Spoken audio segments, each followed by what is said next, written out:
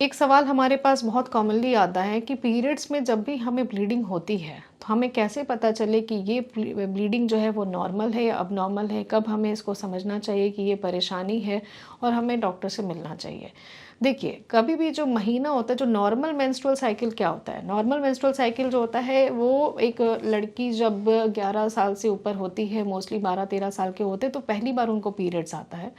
Periods जो है महीना हर महीने आना चाहिए, जो कि साइकिल का लेंथ होता है जो हम लोग डिसाइड करते हैं। पहला दिन जो पीरियड आता है वहाँ से लेके जो अगला पहला दिन पीरियड आता है वो उसको साइकिल का लेंथ बोलते हैं। तो वो जो है एक नॉर्मल फीमेल का 24 से 28 दिन का होता है। बहुत कुछ पेशेंट्स का हो सकता है कि 30 टू 35 डेज भी हो सकता है, लेकिन वो हमेशा फिक्स्ड होता है, 2 दिन ऊपर नीचे हो सकता है। और जब पीरियड्स आते हैं तो वो पेशेंट को ब्लीडिंग जो है 3 दिन से लेके 5 दिन नॉर्मल ब्लीडिंग होती है, और हर दिन जो है उनको 2 से 3 पैड्स अगर लगते हैं तो वो भी नॉर्मल है। लेकिन अगर इस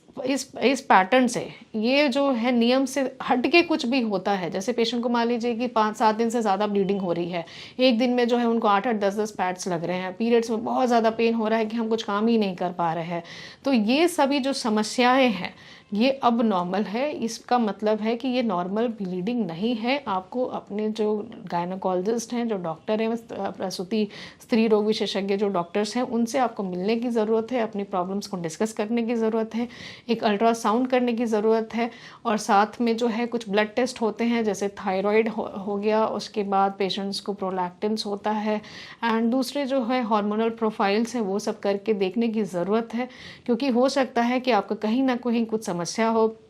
जो कॉमन है वो आजकल जो है वो एंडोक्रीन प्रॉब्लम से, थायराइड एक बहुत कॉमन प्रॉब्लम है हमारी ईस्ट इंडिया में, उसमें जो है बच्चियों को,